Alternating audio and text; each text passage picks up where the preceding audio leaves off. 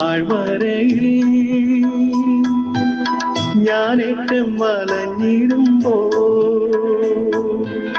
കണ്ണുനീർ വാർത്തവനൻ കാര്യം നടത്തി തരും. കണ്ണുനീർ താഴ്വരയിൽ ഞാനേറ്റം വലഞ്ഞിടുമ്പോ കണ്ണുനീർ വാർത്തവനൻ കാര്യം നടത്തി തരും. ഇന്ന് നമ്മളുടെ ചിന്തയ്ക്ക് വേണ്ടി എടുത്തിരിക്കുന്നത് മത്തായിയുടെ സുവിശേഷം 18-ാം അധ്യായം 21 മുതൽ 35 വരെയുള്ള വാക്യങ്ങളാണ്. വായിക്കുന്നു. അപ്പോൾ പത്രോസ് മുന്നോട്ട് വന്ന് അവനോട് ചോദിച്ചു, കർത്താവേ, എന്നോട് തെറ്റ് ചെയ്യുന്ന എൻ്റെ സഹോദരനോട് ഞാൻ എത്ര പ്രാവശ്യം ക്ഷമിക്കണം? 7 പ്രാവശ്യമോ? യേശു അരുൾ ചെയ്തു, 7 എന്നല്ല 70 പ്രാവശ്യമെന്ന് ഞാൻ നിന്നോട് പറയുന്നു. സ്വർഗരാജ്യം തൻ്റെ സേവകന്മാരുടെ കണക്ക് തീർക്കാൻ ആഗ്രഹിച്ച ഒരു രാജാവിന് സദൃശ്യം. കണക്ക് തീർക്കാൻ ആരംഭിച്ചപ്പോൾ 10,000 താലന്ത് കടപ്പെട്ടിരുന്ന ഒരുവനെ അവർ അവൻ്റെ മുൻപിൽ കൊണ്ടുവന്നു. അവന് അത് വീട്ടാൻ നിർവാഹമില്ലാതിരുന്നതുകൊണ്ട് അവനെയും ഭാര്യയെയും മക്കളെയും അവൻ്റെ സമസ്ത വസ്തുക്കളെയും വിറ്റ് കടം വീട്ടാൻ യജമാനൻ കൽപ്പിച്ചു. അപ്പോൾ സേവകൻ വീണ് നമസ്കരിച്ചുകൊണ്ട് പറഞ്ഞു, പ്രഭോ, എന്നോട് ക്ഷമിക്കണമേ, ഞാൻ എല്ലാം തന്ന് വീട്ടിക്കൊള്ളാം. ആ സേവകൻ്റെ യജമാനൻ മനസ്സലിഞ്ഞ് അവനെ വിട്ടയക്കുകയും കടം ഇളച്ചു കൊടുക്കുകയും ചെയ്തു. അവൻ പുറത്തിറങ്ങിയപ്പോൾ തനിക്ക് 100 ദനാർ നൽകാനുണ്ടായിരുന്ന തൻ്റെ സഹസേവകരിലൊരുവനെ കണ്ടുമുട്ടി. അവൻ്റെ കഴുത്ത് പിടിച്ച് ഞെരിച്ചുകൊണ്ട് അവൻ പറഞ്ഞു, എനിക്ക് തരാനുള്ളത് തന്നു തീർത്തുകൊള്ളുക. അപ്പോൾ ആ സഹസേവകൻ അവനോട് വീണപേക്ഷിച്ചു, എന്നോട് ക്ഷമിക്കണമേ, ഞാൻ തന്നു വീട്ടിക്കൊള്ളാം. എന്നാൽ അവൻ സമ്മതിച്ചില്ല. കടം വീട്ടുന്നതുവരെ സഹസേവകനെ അവൻ കാരാഗൃഹത്തിലിട്ടു. സംഭവിച്ചതറിഞ്ഞ് മറ്റ് സേവകന്മാർ വളരെ സങ്കടപ്പെട്ടു. അവർ ചെന്ന് നടന്നതെല്ലാം യജമാനനെ അറിയിച്ചു. യജമാനൻ അവനെ വിളിച്ചു പറഞ്ഞു, ദുഷ്ടനായ സേവക, നീ എന്നോട് കേണപേക്ഷിച്ചതുകൊണ്ട് നിന്റെ കടമെല്ലാം ഞാൻ ഇളച്ചു തന്നു. ഞാൻ നിന്നോട് കരുണ കാണിച്ചതുപോലെ നീയും നിന്റെ സഹസേവകരോട് കരുണ കാണിക്കേണ്ടതല്ലായിരുന്നു. യജമാനൻ കോപിച്ച് കടം മുഴുവൻ വീട്ടുന്നതുവരെ അവനെ കാരാഗൃഹ അധികൃതർക്ക് ഏൽപ്പിച്ചു കൊടുത്തു. നിങ്ങൾ സഹോദരനോട് ഹൃദയപൂർവ്വം ക്ഷമിക്കുന്നില്ലെങ്കിൽ എൻ്റെ സ്വർഗസ്ഥനായ പിതാവ് നിങ്ങളോടും ഇതുപോലെ പ്രവർത്തിക്കും. കർത്താവിൻ്റെ സുവിശേഷം. ക്രിസ്തുവേ, അങ്ങേയ്ക്ക് സ്തുതി. സുവിശേഷ വചനങ്ങൾ നമ്മുടെ പാപങ്ങളെ നീക്കം ചെയ്യുമാറാകട്ടെ. ആമേൻ. ഈശോ മിശിഹായ്ക്ക് സ്തുതിയായിരിക്കട്ടെ. നോമ്പുകാല ധ്യാന ചിന്തകളുടെ 3-ാം ദിവസത്തിലായിരിക്കുമ്പോൾ ക്ഷമയെക്കുറിച്ചും കരുണയെക്കുറിച്ചുമാണ് നമ്മൾ ചിന്തിക്കുന്നത്. യഥാർത്ഥത്തിൽ ഒരു പ്രാർത്ഥന തുടങ്ങണമെന്നുണ്ടെങ്കിൽ പോലും വേണ്ട ഒരു കൃപയാണ് ക്ഷമ. ക്ഷമിച്ചെങ്കിലേ നമുക്ക് പ്രാർത്ഥിക്കാനായിട്ട് സാധിക്കത്തുള്ളൂ. ക്ഷമിക്കാത്തൊരു വ്യക്തിക്കും പ്രാർത്ഥിക്കാൻ സാധിക്കത്തില്ല. പ്രാർത്ഥനയുടെ കൃപ നമ്മളിലേക്ക് ഒഴുകണമെന്നുണ്ടെങ്കിൽ, പരിശുദ്ധാത്മാവ് നമ്മളിൽ പ്രവർത്തിക്കാൻ തുടങ്ങണമെന്നുണ്ടെങ്കിൽ ക്ഷമയുടെ അരൂപി നമ്മളിൽ പ്രവർത്തിക്കണം. ക്ഷമയുടെ അരൂപിയെ നമ്മൾ സ്വീകരിക്കണം. പരിശുദ്ധാത്മാവിൻ്റെ ആദ്യ ചുവട് ക്ഷമയായിട്ടാണ് നമ്മളിലേക്ക് കടന്നു വരുന്നത്. ക്ഷമിക്കാൻ പറ്റാത്ത അവസ്ഥ അത് പല മനുഷ്യരിലും കാണാറുണ്ട്. അതിന് ലോജിക്കലായിട്ടുള്ള ഒരുപാട് കാരണങ്ങൾ കണ്ടുപിടിക്കുകയും ആ കാരണങ്ങളെല്ലാം ശരിയാണെന്ന് ചിന്തിക്കുകയും അതങ്ങ് മനസ്സിൽ ഉറപ്പിക്കുകയും ചെയ്തുകൊണ്ട് അവസാനം അതുതന്നെയാണ് സത്യമെന്ന് വിചാരിച്ചുകൊണ്ട് സ്വയം നിർമ്മിച്ച ആ മിഥ്യാബോധത്തിൻ്റെ വേലിക്കെട്ടിൻ്റെ ഉള്ളിൽ, അല്ലെങ്കിൽ ഒരു കാരാഗൃഹത്തിൻ്റെ ഉള്ളിൽ ക്ഷമയില്ലാതെ പ്രതികാരബുദ്ധിയോടുകൂടെ ഒരു പൈശാചിക വ്യക്തിയായി ജീവിക്കുന്ന ഒരുപാട് പേരെ നമ്മൾ കാണുന്ന ഒരു കാലഘട്ടമാണ്. ഒരുപക്ഷെ ചിലപ്പോഴൊക്കെ നമ്മളും അത്തരത്തിലുള്ള അവസ്ഥകളിലേക്ക് വീണു പോകുന്ന ഒരു ജീവിത ക്രമമാണ് നമ്മൾ അഭിമുഖീകരിക്കുന്നത്. നമ്മളുടെ ഈ കാലഘട്ടത്തിൽ ക്ഷമയില്ലായ്മയാണ് കൂടുതൽ സ്വീകാര്യത നേടുന്നത്. ക്ഷമിക്കുക എന്ന് പറയുന്നത് ഓടായിട്ടുള്ളൊരു കാര്യമായി, അല്ലെങ്കിൽ നല്ലതല്ലാത്തൊരു കാര്യമായും മണ്ടന്മാരുടെ രീതിയായുമൊക്കെ കാണുന്ന ഒരു കാലഘട്ടം. സമൂഹത്തിന് സ്വീകാര്യമായത് ക്ഷമിക്കാത്തവരെയാണ്, പ്രതികാരം ചെയ്യുന്നവരെയാണ് വിജയിക്കുന്നവരായി കണക്കാക്കുന്നത്. പ്രതികാരം ചെയ്ത് വിജയിച്ചു നിൽക്കുന്നവനെ കൈയടിച്ച് സ്വീകരിക്കുന്ന ഒരു ജനതയായി നമ്മളുടെ ഈ കാലഘട്ടത്തിലെ മനുഷ്യർ പരുവപ്പെട്ടിട്ടുണ്ട്. നമ്മളുടെ സിനിമകൾ തന്നെ എടുത്തു നോക്കുക. ക്ഷമിക്കാത്ത നായകന്മാരുള്ള, അല്ലെങ്കിൽ പ്രതികാരത്തിൻ്റെ അങ്ങേയറ്റം വരെ പോകുന്ന നായകന്മാരുള്ള, അവർക്ക് വേണ്ടി കൈയടിക്കുന്ന, ദ്രോഹചിന്തകളെ കൈനീട്ടി സ്വീകരിക്കുന്ന കാണികളുള്ള ഒരു കാലഘട്ടമായി നമ്മൾ മാറിയിരിക്കുന്നു. ഈ ഒരു കാലഘട്ടത്തിൽ നിന്നുകൊണ്ട് നമ്മൾ ഈശോയുടെ കുരിശിലേക്ക് നോക്കുമ്പോൾ ഈശോ പറയുന്നത് പഴയത് തന്നെയാണ്. ഈശോയ്ക്ക് പുതിയതായിട്ടൊന്നും പറയാനില്ല. ഈശോ പറയുന്നത് പഴയ മൂല്യങ്ങൾ തന്നെയാണ്. പക്ഷേ നമ്മളെ പുതുതാക്കുന്ന മൂല്യമാണ് ഈശോയുടെ ആ പഴയ മൂല്യം. പഴയ വീഞ്ഞാണെങ്കിലും നമ്മളെ പുതുതായി ഉന്മേഷത്തിലേക്ക് കൊണ്ടുവരുന്നതാണ് അവിടുത്തെ ആ സ്നേഹത്തിൻ്റെ, അവിടുത്തെ ആ ക്ഷമയുടെ പാഠമെന്ന് നമുക്ക് മനസ്സിലാക്കാം. പ്രതികാര ചിന്ത കൊണ്ട് മുറിവേറ്റ ഈ കാലഘട്ടത്തിന് വേണ്ട മരുന്ന് യേശുവിൻ്റെ കുരിശിലുണ്ട് എന്ന് നമുക്ക് ബോധ്യപ്പെടാം. നമ്മൾ വായിച്ചു കേട്ട ഈ സുവിശേഷ ഭാഗത്തിൽ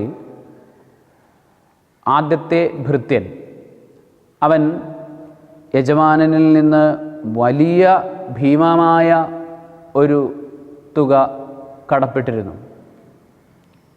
എന്നാൽ യജമാനൻ അവനോട് ദയ കാണിക്കുന്നു. ഒരുപക്ഷെ അവൻ്റെ ജീവിതകാലം മുഴുവനും പണിയെടുത്താലും ലഭിക്കാത്തത്രയും തുകയാണ് അവനും കടപ്പെട്ടിരുന്നത്. എങ്കിലും യജമാനൻ അവനോട് ദയ കാണിക്കുന്നു, അവനെ വെറുതെ വിടുന്നു.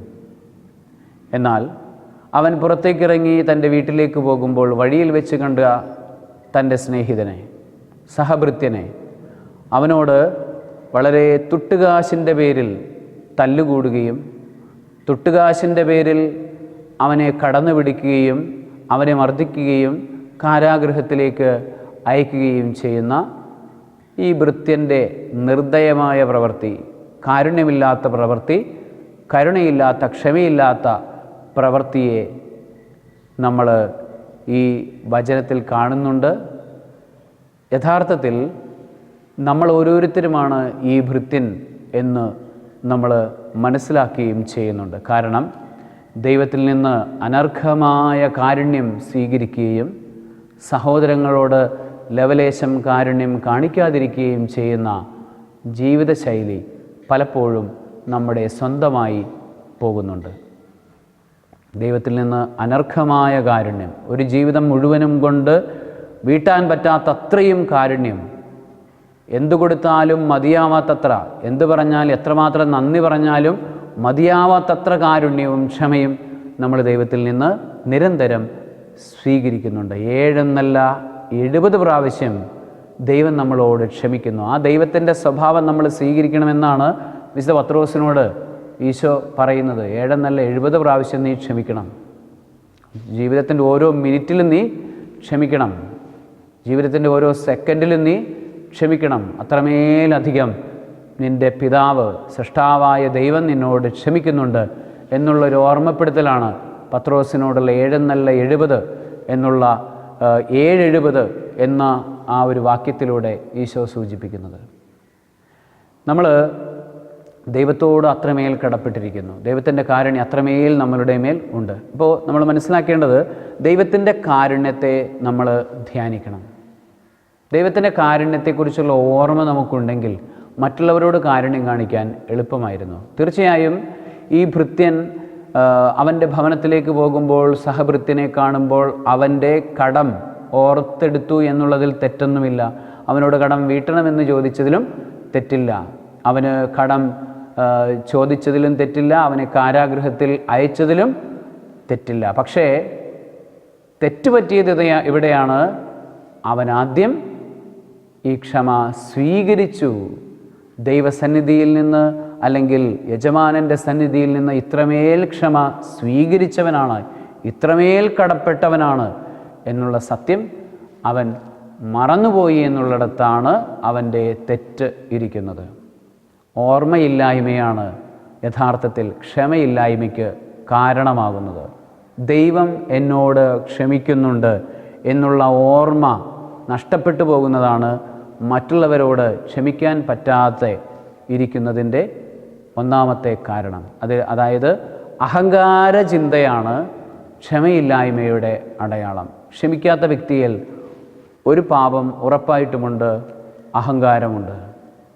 ഞാനെന്ന ഭാവം ഉണ്ട്. അവൻ മറ്റെല്ലാം മറന്നുപോയിരിക്കുന്നു. ദൈവസന്നിധിയിൽ എളിമയില്ലാത്തവനായി മാറിയിരിക്കുന്നു. യെശയ്യാ പ്രവാചകൻ്റെ പുസ്തകത്തിൻ്റെ 66-ാം അധ്യായം 2-ാം വാക്യത്തിൽ നമ്മൾ വായിക്കുന്നുണ്ട്, ഹൃദയത്തിൽ എളിമയും അനുതാപവും ഉണ്ടായിരിക്കുകയും അവിടുത്തെ വചനങ്ങൾ കേൾക്കുമ്പോൾ വിറയ്ക്കുകയും ചെയ്യുന്നവനെയാണ് അവിടുന്ന് കടാക്ഷിക്കുന്നത്.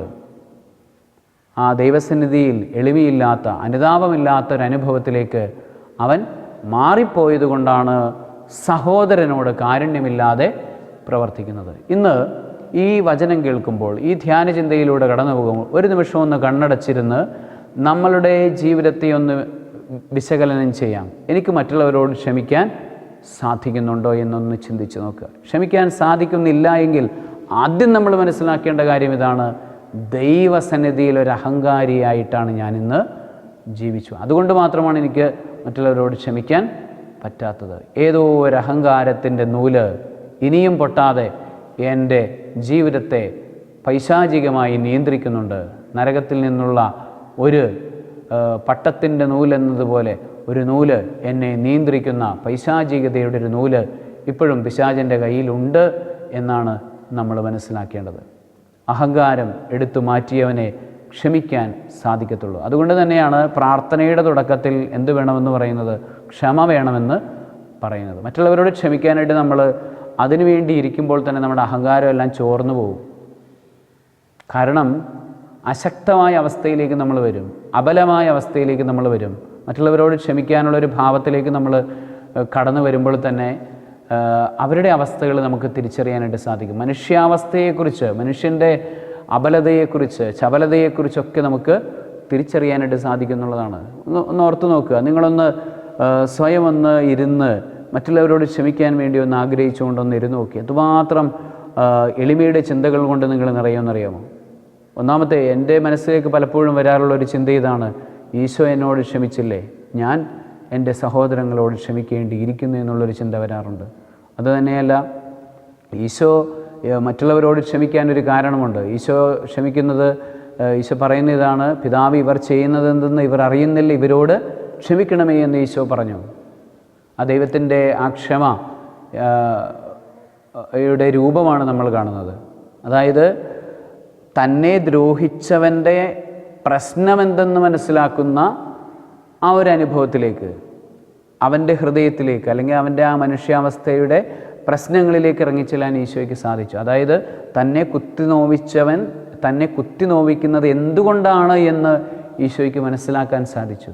തന്നെ നോവിച്ചവൻ തന്നെ നോവിച്ചത് അവൻ നോവിക്കപ്പെട്ടത് കൊണ്ടാണ്. അവൻ്റെ ഹൃദയത്തിലും തൻ്റേതുപോലുള്ള മുറിവുകളുണ്ട്, അതുകൊണ്ടാണ് അവൻ മുറിപ്പെടുത്താൻ നടക്കുന്നത് എന്നുള്ള ബോധ്യം യേശുവിനുണ്ടായിരുന്നു. അതുകൊണ്ടാണ് അവന് വേണ്ടി ഒരു വക്കീലിനെ പോലെ പിതാവിൻ്റെ മുൻപിൽ വാദിക്കുന്നവനായി കുരിശിൽ നമ്മൾ അവിടത്തെ കാണുന്നത്.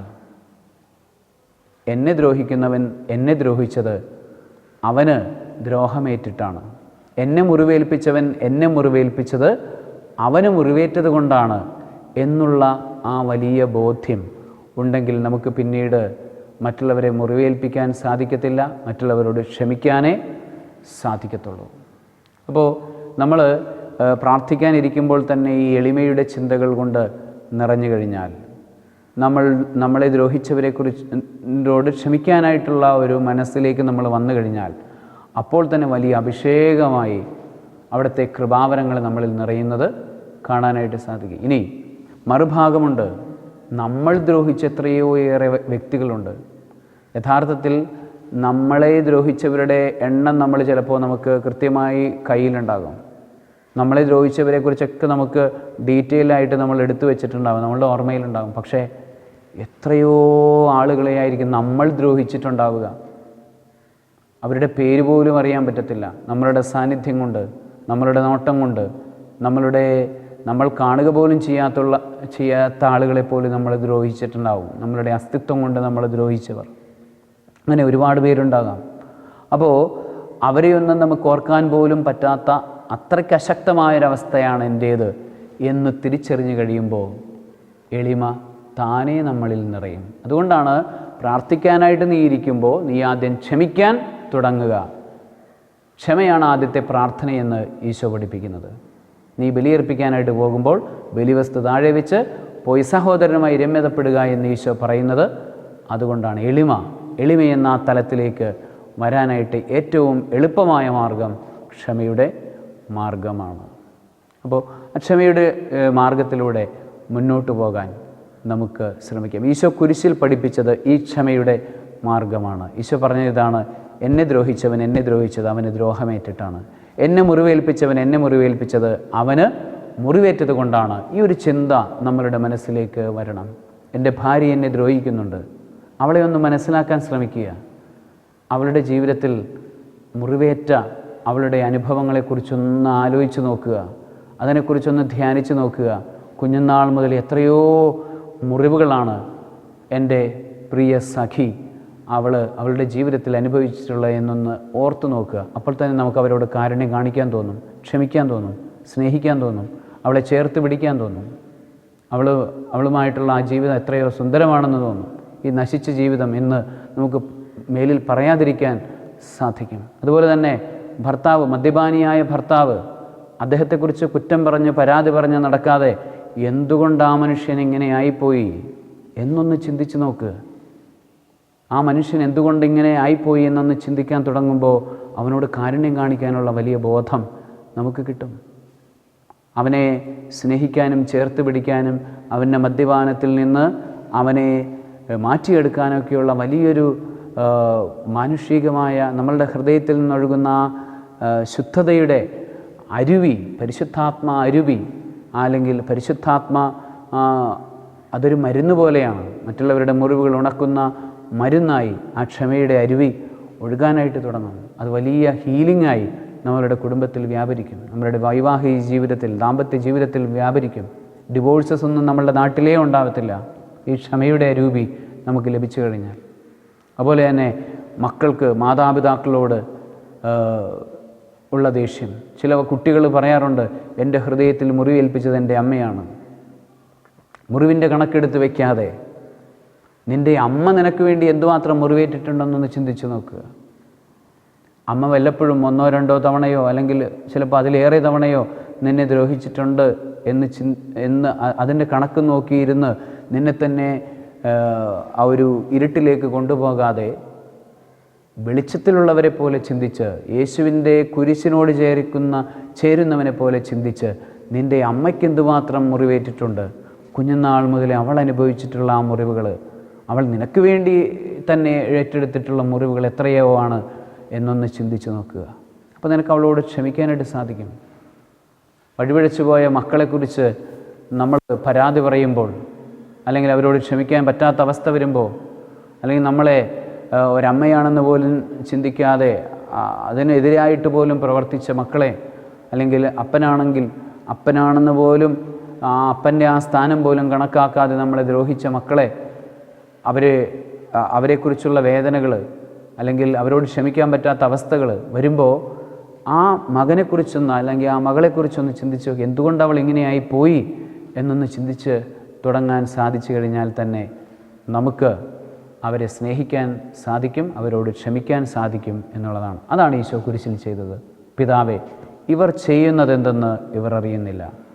ആ ഒരു ഓർമ്മ, ആ വ്യക്തിയെക്കുറിച്ചുള്ള ഓർമ്മ, എനിക്ക് ദൈവത്തിൽ നിന്ന് കിട്ടിയ കാരുണ്യത്തെക്കുറിച്ചുള്ള ഓർമ്മ, അതുപോലെ തന്നെ എൻ്റെ മുൻപിൽ നിൽക്കുന്നവൻ ആരാണ് എന്നുള്ള ഓർമ്മ, അവനും എൻ്റെ സഹഭൃത്യനാണ്, അവൻ്റെ യജമാനൻ എൻ്റെ യജമാനൻ അവൻ്റെയും യജമാനനാണ് എന്നുള്ള ആ ഒരു ഓർമ്മയാണ് നമ്മൾ ധ്യാനിച്ചെടുക്കുന്നത്. അതാണ് നമ്മളുടെ ഹൃദയത്തിൽ എപ്പോഴും ഉണ്ടാകേണ്ടത്. ദൈവം നമ്മളുടെ പിതാവാണെന്നുള്ള ഓർമ്മയുള്ളവനെ ക്ഷമിക്കാൻ സാധിക്കത്തുള്ളൂ. ദൈവത്തെക്കുറിച്ചുള്ള ഓർമ്മ നിലനിർത്തുന്നവനെ ക്ഷമിക്കാൻ സാധിക്കത്തുള്ളൂ. രാജ്യങ്ങൾ തമ്മിൽ യുദ്ധം ചെയ്യുന്നത് എന്തുകൊണ്ടാണ്?